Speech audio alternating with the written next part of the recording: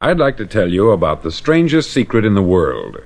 Not long ago, Albert Schweitzer, the great doctor and Nobel Prize winner, was being interviewed in London, and a reporter asked him, "Doctor, what's wrong with men today?" The great doctor was silent a moment, and then he said, "Men simply don't think." And it's about this that I want to talk with you. We live today in a golden age. This is an era that man has looked forward, dreamed of, and worked toward for thousands of years.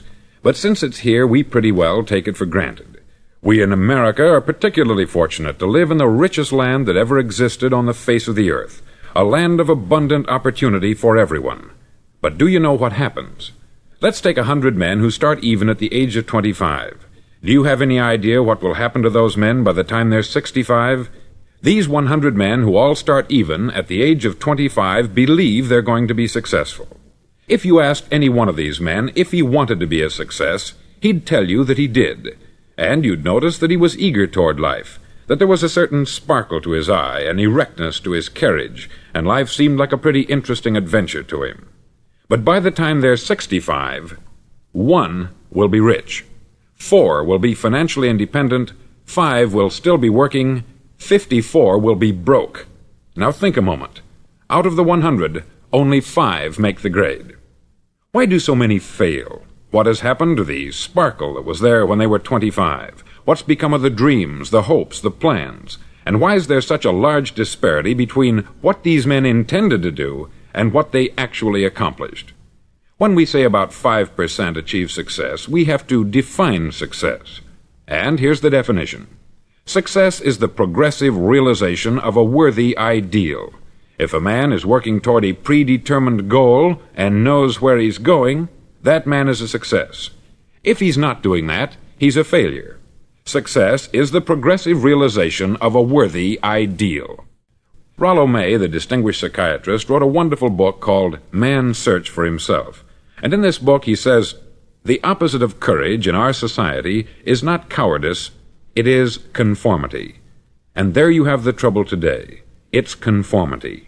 People acting like everyone else, without knowing why, without knowing where they're going. Now think of it.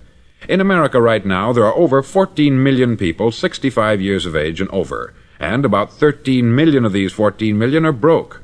They're dependent on someone else for life's necessities. Now, we learn to read by the time we're 7. We learn to make a living by the time we're 25. Usually, by that time, we're not only making a living, we're supporting a family. And yet, by the time we're 65, we haven't learned how to become financially independent in the richest land that has ever been known. Why? We conform. And the trouble is that we're acting like the wrong percentage group, the 95% who don't succeed. Now, why do these people conform? Well, they don't know, really. These people believe that their lives are shaped by circumstances, by things that happen to them, by exterior forces. They're outer-directed people. A survey was made one time that covered a lot of men, working men, and these men were asked this question. Why do you work? Why do you get up in the morning? 19 out of 20 had no idea. If you ask them, they'll say, everyone goes to work in the morning. And that's the reason they do it, because everyone else is doing it. Now let's get back to our definition of success. Who succeeds? The only man who succeeds is the man who is progressively realizing a worthy ideal. He's the man who says, I'm going to become this, and then begins to work toward that goal. I'll tell you who the successful people are. A success is the school teacher who's teaching school because that's what she wanted to do. The success is the woman who's a wife and mother because she wanted to become a wife and mother and is doing a good job of it. The success is the man who runs the corner gas station because that's what he wanted to do. The success is the successful salesman who wants to become a top-notch salesman and grow and build with his organization. A success is anyone who is doing deliberately a predetermined job because that's what he decided to do deliberately. But only 1 out of 20 does that. That's why today there isn't really any competition, unless we make it for ourselves. Instead of competing, all we have to do is create. Now, for 20 years, I looked for the key which would determine what would happen to a human being. Was there a key, I wanted to know, which would make the future a promise that we could foretell to a large extent? Was there a key that would guarantee a person's becoming successful if he only knew about it and knew how to use it?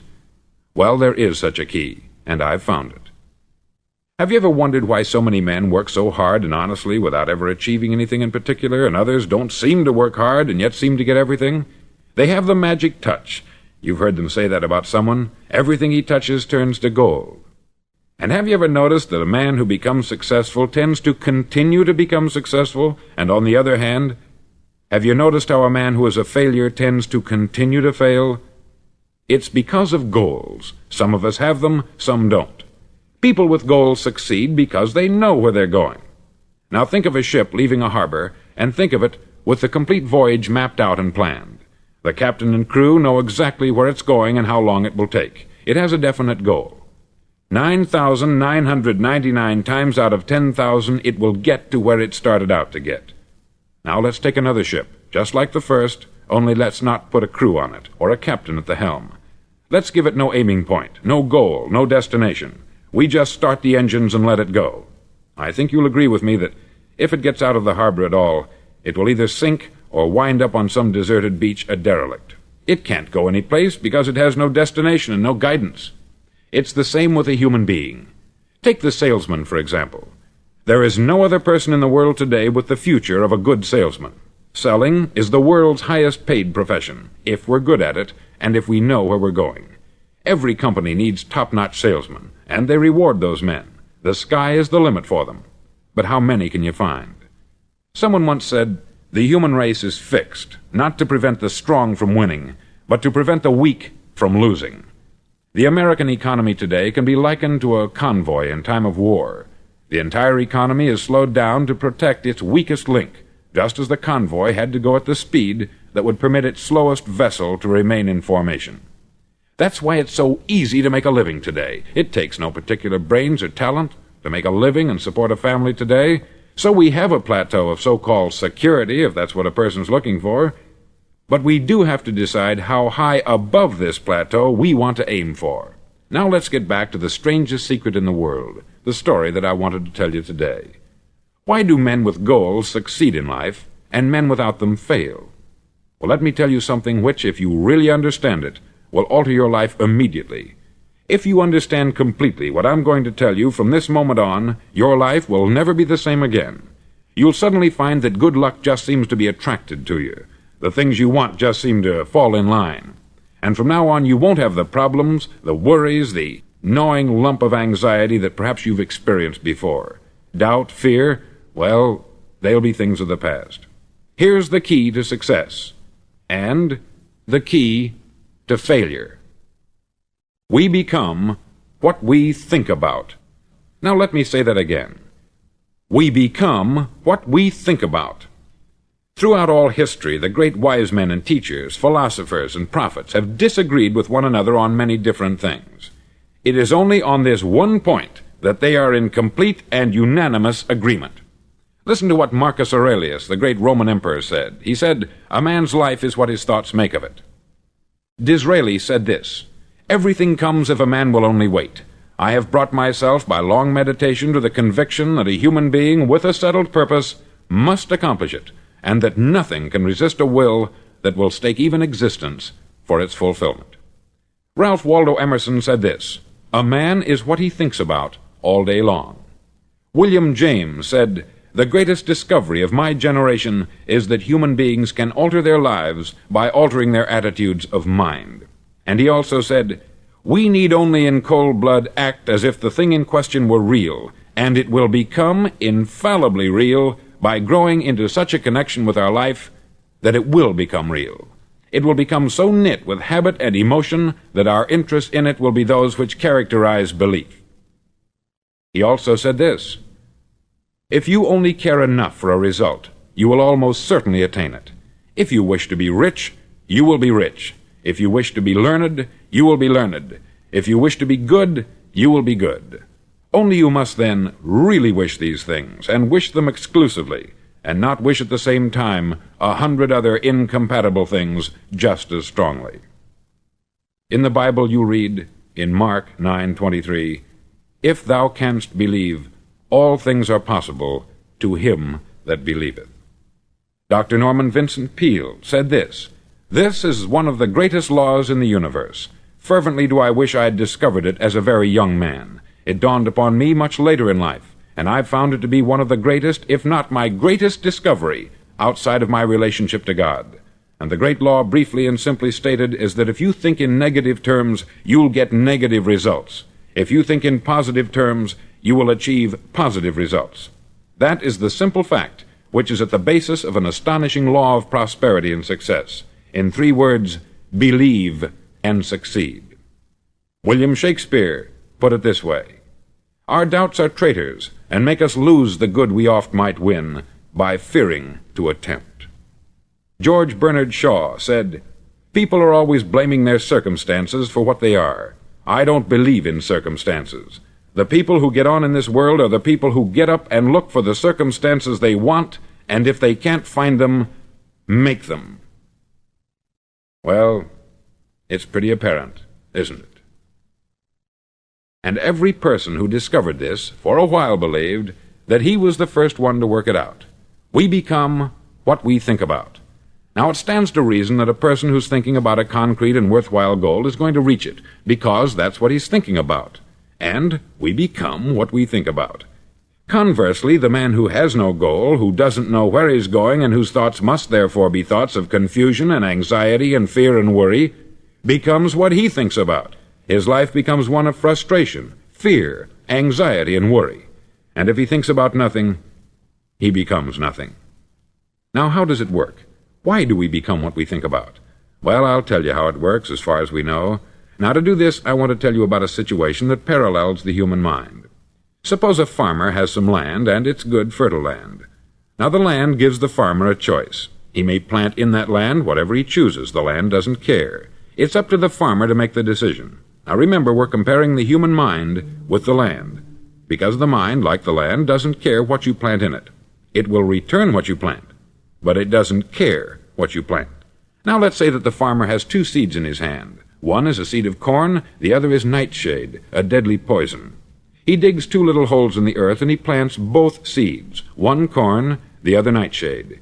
He covers up the holes, waters, and takes care of the land, and what will happen? Invariably, the land will return what is planted. As it's written in the Bible, "As ye sow, so shall ye reap." Remember, the land doesn't care. It will return poison in just as wonderful abundance as it will corn. So up come the 2 plants, one corn, one poison. Now, the human mind is far more fertile, far more incredible and mysterious than the land, but it works the same way. It doesn't care what we plant. Success, failure. A concrete, worthwhile goal, or confusion, misunderstanding, fear, anxiety, and so on. But what we plant, it will return to us. You see, the human mind is the last great unexplored continent on the earth. It contains riches beyond our wildest dreams. It will return anything we want to plant. Now, you might say, well, if that's true, why don't people use their minds more? Well, I think they've figured out an answer to that, too. Our mind comes as standard equipment at birth. It's free, and things that are given to us for nothing we place little value on. Things that we pay money for, we value. The paradox is that exactly the reverse is true. Everything that's really worthwhile in life came to us free. Our mind, our soul, our body, our hopes, our dreams, our ambitions, our intelligence, our love of family and children and friends. All these priceless possessions are free, but the things that cost us money are actually very cheap and can be replaced at any time. A good man can be completely wiped out and make another fortune. He can do that several times. Even if our home burns down, we can rebuild it, but the things we got for nothing, we can never replace. The human mind isn't used merely because we take it for granted. Familiarity breeds contempt. It can do any kind of job we assign to it, but generally speaking, we use it for little jobs instead of big important ones. Universities have proved that most of us are operating on about 10% of our abilities. Decide now, what is it you want? Plant your goal in your mind. It's the most important decision you'll ever make in your entire life. Do you want to be an outstanding salesman, a better worker at your particular job? Do you want to go places in your company, in your community? All you've got to do is plant that seed in your mind. Care for it. Work steadily toward your goal, and it will become a reality. It not only will, there's no way that it cannot. You see, that is a law, like the laws of Sir Isaac Newton, the laws of gravity. If you get on top of a building and jump off, you'll always go down. You'll never go up. And it's the same with all the other laws of nature. They always work. They're inflexible. Think about your goal in a relaxed, positive way. Picture yourself in your mind's eye as having already achieved this goal. See yourself doing the things you will be doing when you've reached your goal.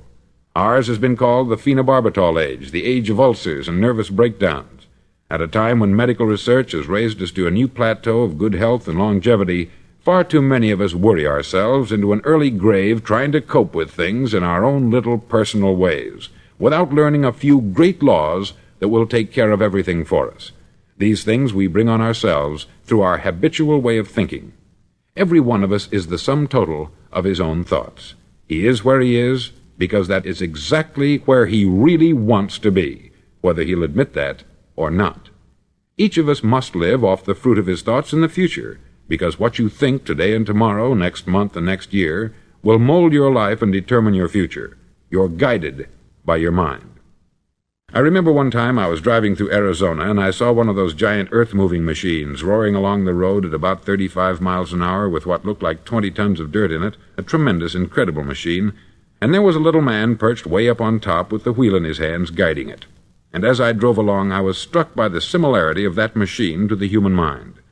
Just suppose you're sitting at the controls of such a vast source of energy. Are you going to sit back and fold your arms and let it run itself into a ditch? Or are you going to keep both hands firmly on the wheel and control and direct this power to a specific, worthwhile purpose? It's up to you. You're in the driver's seat. You see, the very law that gives us success is a two-edged sword. We must control our thinking. The same rule that can lead a man to a life of success, wealth, happiness, and all the things he's ever dreamed of for himself and his family, that very same law can lead him into the gutter. It's all in how he uses it, for good or for bad. This is the strangest secret in the world. Now, why do I say it's strange, and why do I call it a secret? Actually, it isn't a secret at all. It was first promulgated by some of the earliest wise men, and it appears again and again throughout the Bible. But very few people have learned it, understand it. That's why it's strange, and why, for some equally strange reason, it virtually remains a secret. I believe that you could go out and walk down the main street of your town and ask one man after another what the secret of success is, and you probably wouldn't run into one man in a month who could tell you. Now, this information is enormously valuable to us, if we really understand it and apply it. It's valuable to us not only for our own lives, but the lives of those around us, our family, employees, associates, and friends. Life should be an exciting adventure. It should never be a bore. A man should live fully, be alive. He should be glad to get out of bed in the morning. He should be doing a job he likes to do because he does it well. One time I heard Grove Patterson make a speech, the editor-in-chief of the Toledo Daily Blade, and as he concluded his speech, he said something that I've never forgotten. He said something like this: "My years in the newspaper business have convinced me of several things, among them that people are basically good, and that we came from someplace, and we're going someplace. So we should make our time here an exciting adventure. The architect of the universe didn't build a stairway leading nowhere." And the greatest teacher of all, the carpenter from the plains of Galilee, gave us the secret time and time again. As ye believe, so shall it be done unto you. I've explained the strangest secret in the world and how it works. Now I want to explain how you can prove to yourself the enormous returns possible in your own life by putting this secret to a practical test. I want you to make a test that will last 30 days. Now, it isn't going to be easy. If you'll give it a good try, it will completely change your life for the better. Back in the 17th century, Sir Isaac Newton, the English mathematician and natural philosopher, gave us some natural laws of physics which apply as much to human beings as they do to the movement of bodies in the universe. Now, one of these laws is that for every action, there is an equal and opposite reaction. Simply stated, as it applies to you and me, it means we can achieve nothing without paying the price. The results of your 30-day experiment will be in direct proportion to the effort you put forth. To be a doctor, you must pay the price of long years of difficult study. to be successful in selling, and remember that each of us succeeds to the extent of his ability to sell, selling our families on our ideas, selling education in schools, selling our children on the advantages of living the good and honest life, selling our associates and employees on the importance of being exceptional people, to, of course, the profession of selling itself. But to be successful in selling our way to the good life, we must be willing to pay the price. Now, what is that price? Well, it's many things. First, it's understanding emotionally, as well as intellectually, that we literally become what we think about, that we must control our thoughts if we're to control our lives. It's understanding fully that, as ye sow, so shall ye reap. Secondly, it's cutting away all the fetters from the mind and permitting it to soar as it was divinely designed to do. It's the realization that your limitations are self-imposed, and that the opportunities for you today are enormous beyond belief. It's rising above narrow-minded pettiness and prejudice. Thirdly, to use all your courage to force yourself to think positively on your own problem, to set a definite and clearly defined goal for yourself, to let your marvelous mind think about your goal from all possible angles, to let your imagination speculate freely upon many different possible solutions, to refuse to believe there are any circumstances sufficiently strong to defeat you in the accomplishment of your purpose, to act promptly and decisively when your course is clear, and to keep constantly aware of the fact that you are, at this moment, standing in the middle of your own acre of diamonds, as Russell Conwell used to point out. Fourth, save at least 10% of what you earn.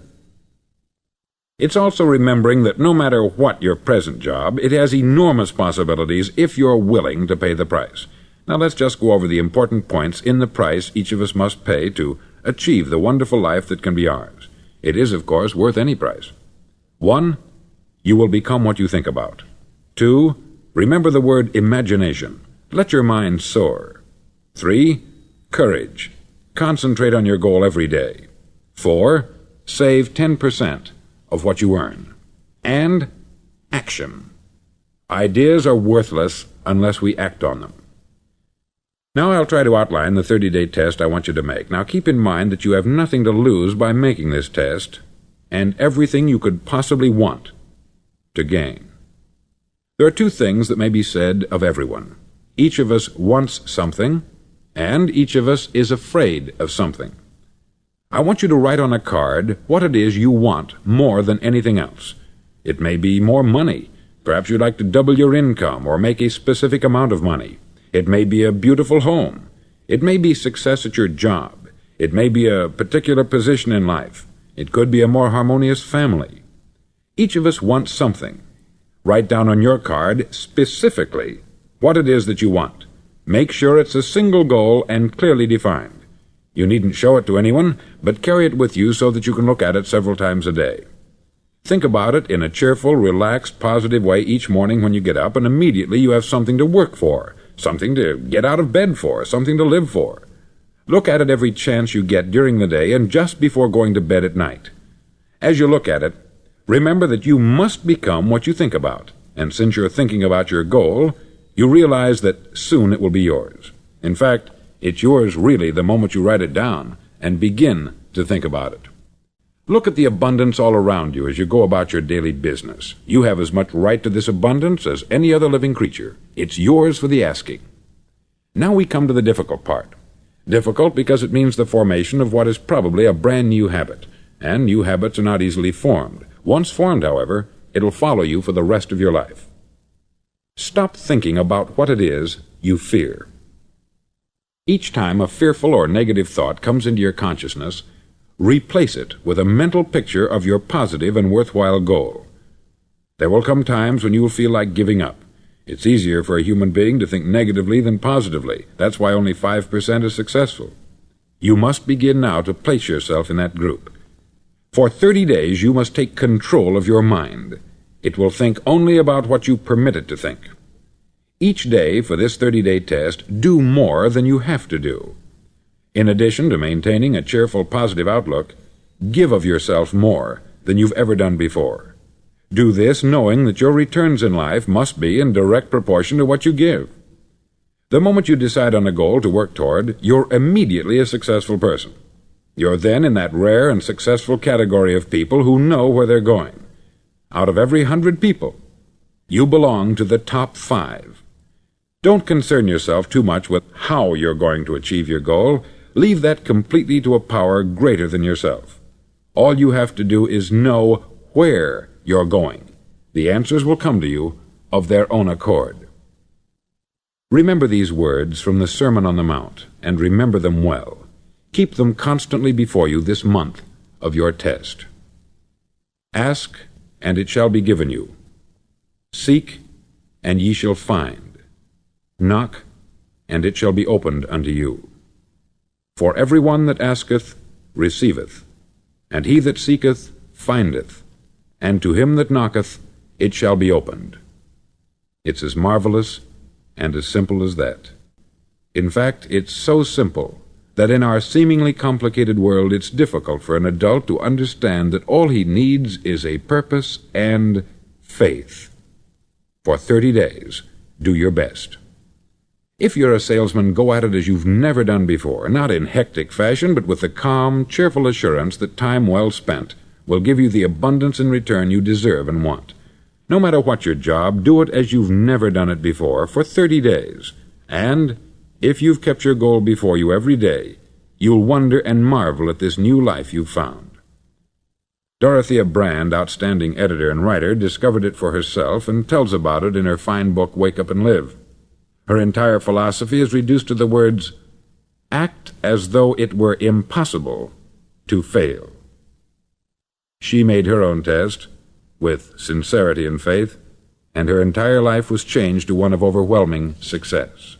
Now you make your test for 30 full days. Don't start your test until you've made up your mind to stick with it. You see, by being persistent, you're demonstrating faith. Persistence is simply another word for faith. If you didn't have faith, you would never persist. If you should fail during your first 30 days, by that I mean suddenly find yourself overwhelmed by negative thoughts, you've got to start over again from that point and go 30 more days. Gradually your new habit will form until you find yourself one of that wonderful minority to whom virtually nothing is impossible. Don't forget the card. It's vitally important as you begin this new way of living. On one side of the card, write your goal, whatever it may be. On the other side, write the words we've quoted from the Sermon on the Mount. Ask, and it shall be given you. Seek, and ye shall find. Knock, and it shall be opened unto you. In your spare time during your test period, read books that will help you. Inspirational books like the Bible, Dorothea Brand's Wake Up and Live, The Magic of Believing by Claude Bristol, Think and Grow Rich by Napoleon Hill, and other books that instruct and inspire. Nothing great was ever accomplished without inspiration. See that during these crucial first 30 days, your own inspiration is kept at a peak. Above all, don't worry. Worry brings fear, and fear is crippling. The only thing that can cause you to worry during your test is trying to do it all yourself. Know that all you have to do is hold your goal before you. Everything else will take care of itself. Remember also to keep calm and cheerful. Don't let petty things annoy you and get you off course. Now, since making this test is difficult, some may say, well, why should I bother? Well, look at the alternative. No one wants to be a failure. No one really wants to be a mediocre individual.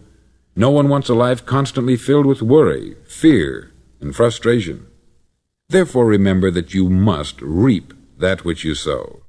If you sow negative thoughts, your life will be filled with negative things. If you sow positive thoughts, your life will be cheerful, successful, and positive. Now, gradually, you will have a tendency to forget what you've heard on this record. Play it often.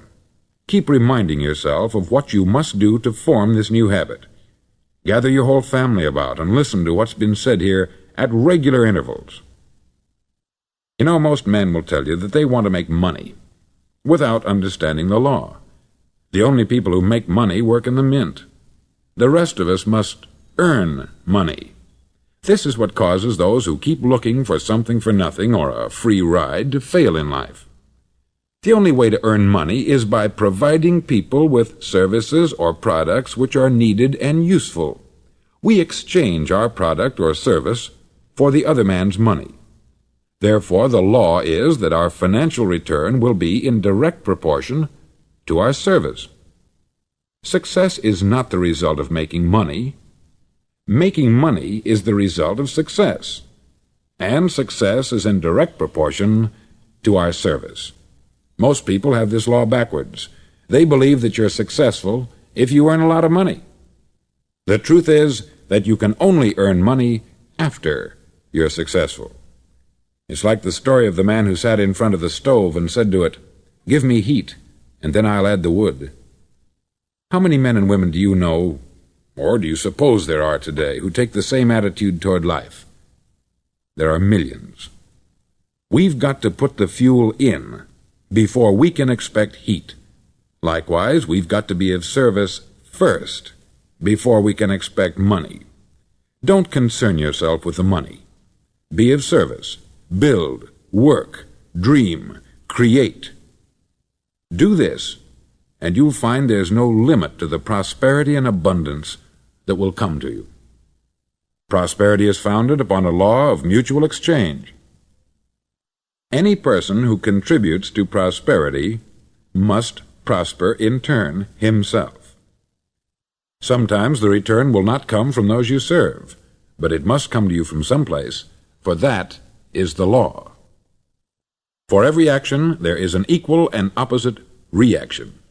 As you go daily through your 30-day test period, remember that your success will always be measured by the quality and quantity of service you render, and money is a yardstick for measuring this service. No man can get rich himself unless he enriches others. There are no exceptions to a law. You can drive down any street in America and from your car estimate the service that's being rendered by the people living on that street. Had you ever thought of this yardstick before? It's interesting. Some, like ministers and priests and other devoted people, measure their returns in the realm of the spiritual, but again, their returns are equal to their service. Once this law is fully understood, any thinking person can tell his own fortune. If he wants more, he must be of more service to those from whom he receives his return. If he wants less, he has only to reduce this service. This is the price you must pay for what you want. If you believe you can enrich yourself by deluding others, you can only end by deluding yourself. It may take some time, but just as surely as you breathe, you'll get back what you put out. Don't ever make the mistake of thinking you can avert this. It's impossible. The prisons and the streets where the lonely walk are filled with people who tried to make new laws just for themselves. We may avoid the laws of man, but there are greater laws that cannot be broken. An outstanding medical doctor recently pointed out 6 steps that will help you realize success. 1. Set yourself a definite goal. 2.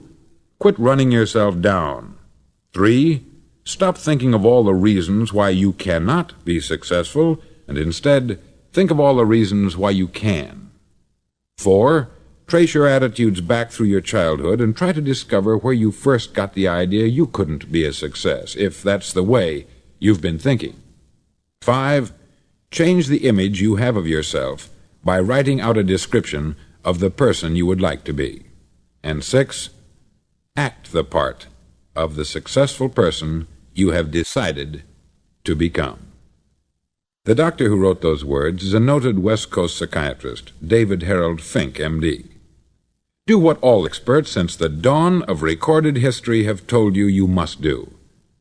Pay the price by becoming the person you want to become. It's not nearly as difficult as living unsuccessfully. Make your 30-day test. Then repeat it. Then repeat it again. Each time it will become more a part of you until you'll wonder how you could ever have lived any other way. Live this new way and the floodgates of abundance will open and pour over you more riches than you may have dreamed existed. Money? Yes, lots of it. But what's more important, you'll have peace. You'll be in that wonderful minority who lead calm, cheerful, successful lives. Start today.